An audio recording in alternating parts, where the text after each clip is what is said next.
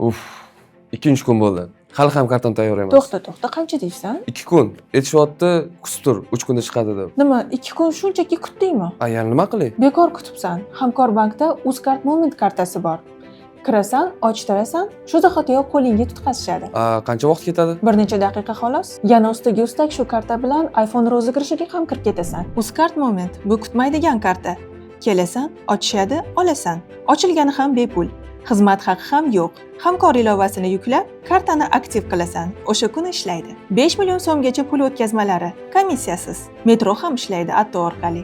Hozir aksiya ketyapti. 15-dekabrdan 15-fevralgacha Hamkorbank UzCard plastik kartasini ochib, 300 ming so'mdan operatsiya qilasan. iPhone 17 Pro yutib olish imkoniyati bor. Qancha ko'p to'lovlar bo'lsa, shuncha ko'p imkoniyat bo'ladi. Ya'ni hozir ochtirsam, rozigrishiga ham kirib ketamanmi? Ha, xuddi shunday. Bo'ldi, unda ketdik. Omad sinab ko'ramiz.